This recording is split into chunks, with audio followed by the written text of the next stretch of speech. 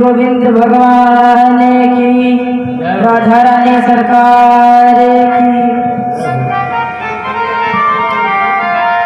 सुखदेव स्वामी जी कहने लगे, राजन वैसे तो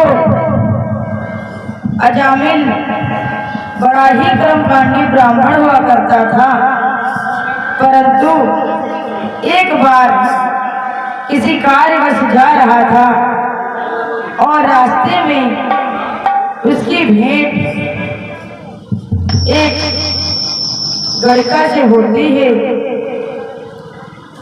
और दोनों ने एक दूसरे को पसंद किया, एक दूसरे से आकर्षित हुए और अजामिल ने उस गड़का को लाकर अपने ही घर में रखने लगा। धीरे धीरे समय बीतता गया और एक दिन कुछ महात्मा लोग श्री धाम वृंदावन से, अयोध्या से वृंदावन की ओर प्रस्थान कर रहे थे, तो महात्मा ने सोचा सफर काफी लंबा है, क्यों ना थोड़ा कहीं विश्राम हो और भोजन इत्यादि की व्यवस्था हो। उसमें से कुछ महात्मा थे जो काफी ज्यादा थकावट महसूस कर रहे थे और दूर का सफर था, तो चलते चलते बेचारे परेशान भी हो गए थे। तो जो सबसे बड़े महात्मा थे उनके शिष्यों ने उनसे कहा, गुरुजी क्यों ना कहूँ थोड़ी देर के लिए रुका जाए और थोड़ा भोजन इत्यादि की व्यवस्था हो, फिर पुनः चलने का प्रयास करते हैं। तो बाबा ने कहा ठीक है, कहीं सुंदर स्थान देखकर थोड़ा विश्राम लेंगे, रुकेंगे थोड़ी देर, देखते हैं कोई जगह अच्छी सी नजर में आए। चलते चलते एक गांव के करीब पहुंचे और जब गांव के करीब पहुंचे तो एक भैया जी से पूछने लगे कि हम लोग 15-20 लोग महात्मा हैं और अयोध्या से वृंदावन की ओर चल रहे हैं। मुझे कुछ शिष्य हैं जिनको भोजन की आवश्यकता है और थोड़ा थके हारे हैं, लंबा सफर है, इसलिए इनको विश्राम भी चाहिए। तो आपके गांव में कोई ऐसा मकान हो जिसमें हम रात्रि विश्राम कर लें और थोड़ा जलपान कर लें, फिर अपने मार्ग की ओर चलेंगे। तो कहने लगे, उन्होंने सोचा मौका बढ़िया है, क्यों ना अजामिल के ही घर भेज दूं, और उन्होंने अजामिल के घर का एड्रेस बताया। कहने लगे सीधे चले जाइए और जाते जाते एक बरगद का पेड़ लगा है, उसी मकान पे आप आवाज दीजिएगा, वो ब्राह्मण देव का मकान है, उसी में आपकी जलपान की व्यवस्था हो सकती है और स्वागत सम्मान हो सकता है।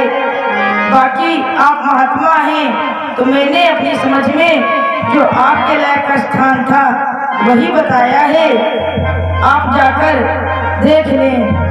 और वो जो भैया जी थे उन्होंने मजाक भाव से पंडित जी के मकान का एड्रेस बताया था, क्योंकि गांव में हर कोई हर एक दूसरे से प्रसन्न नहीं रहता।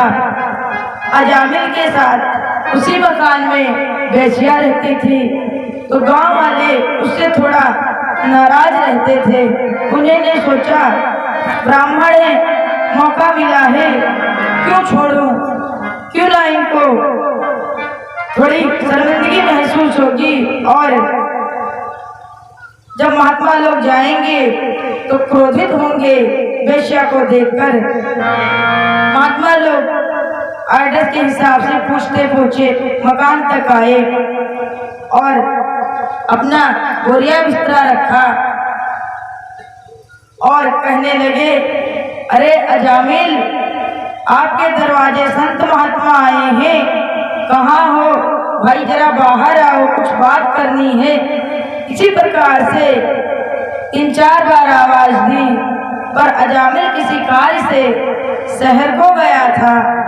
और जो देवी जी थी वो बाहर आई और कहने लगी, कहिए महात्मा, आप जिनको आवाज दे रहे हैं वो तो है नहीं, किसी कार्य के वश बाहर गए हैं। कहिए, मैं उनकी पत्नी हूँ, क्या काम है आप मुझे बता दें, आएंगे तो मैं उनको बता दूंगी। महात्मा कहने लगे, मुझे कोई काम नहीं है, बस हम कुछ संत महात्मा थे जो हरिद्वार से वृंदावन की ओर प्रस्थान कर रहे थे और इसमें मेरे कुछ शिष्य हैं जिनको थोड़ा भोजन करने का भाव है, इसलिए हमने आपके मकान गांव के बाहर अपने रुकने के अनुसार एक उचित जगह पूछी तो एक भैया जी ने हमें आपके मकान का एड्रेस बताया, इसलिए देवी जी हम आपके मकान पर आए हैं। जब पूछा तो कहने लगी, ठीक है बाबा, हम आपको भोजन बनाकर तो सिद्ध नहीं करा सकते, परंतु अगर आप चाहें तो मैं व्यवस्था कर दूं और आप अपने आप बनाकर सिद्ध कर ले, अगर आपको कोई आपत्ति ना हो। अच्छा, बेसिया जो थी वो चरित्र से, जाति से तो बेसिया थी, परंतु उसके आचार विचार बहुत शुद्ध थे और सबके प्रति मान सम्मान का भाव था। उसने महात्मा से छुपाया नहीं, सब सच ही सच बता दिया और महात्मा भी उसकी बात सुनकर खुश हुए, कहने लगे, आपने मुझे सच ही सच बताया है, चलो कोई बात नहीं, आप व्यवस्था करवा दो, हम लोग अपने आप अपना भोजन बनाकर सिद्ध कर लेंगे। और उसने ये भी कहा, जितनी जल्दी सुबह में आप चले जाएं उतना ही अच्छा है। क्यों? यदि मेरा पति अजामिल आएगा तो वो उल्टे सीधे शब्द कहेगा और पता नहीं क्या सोचेगा कि आपने मुझे क्या पट्टी पढ़ाई हो, मेरे घर से कितना धन लिया हो और किस भाव से आए हो, क्योंकि अजामिल अब बहुत ज्यादा पतित हो चुका है और दिन रात मदिरा इत्यादि पान करता है, चोरी करता है, डाके डालता है, बुरी संगत में रहता है। इसलिए महात्मा जी, जितनी जल्दी सुबह हो सके आप रात्रि विश्राम कर सुबह अपने मार्ग को प्रस्थान करें